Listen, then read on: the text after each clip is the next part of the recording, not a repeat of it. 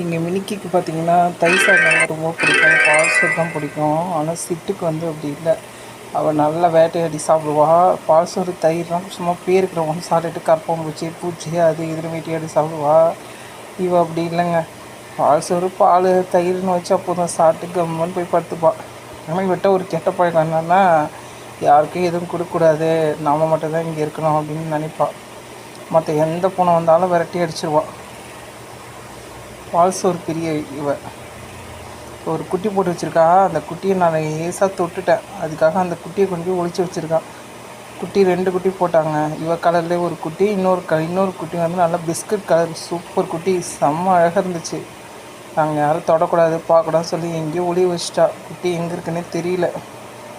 மினிக்கி மினிக்கி மினிக்கி இங்கே பாரு, மினிக்கி என்னடி செம்ம கோவக்காரிங்க. அவ்வளோ கோவம் வரும். சிட்டுவும் பட்டுங்க இங்கே இருக்கவே விட மாட்டா.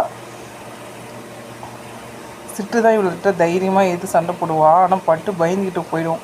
பட்டு நல்லா வெள்ளை வெளியேன்னு இருக்குங்க. அவளை கடித்து கொதறிட்டா. அதனால பட்டு இவள் இருக்கிற திசை பக்கமே வராது, தெருவில் தான் இருக்கும். முன்னெல்லாம் தோட்டத்தில் தான் இருக்குங்க சிட்டுவும் பட்டுவும். இவள் எப்போ வர ஆரம்பித்தாலும் இப்போ சிட்டுவும் பட்டுவும் சிட்டு தைரியமாக எய்த்து சண்டை போட்டுன்னு வருவா. ஆனால் பட்டு மட்டும் வரவே மாட்டாள். அதனால பட்டுவை வீடியோவில் காட்ட முடியலங்க.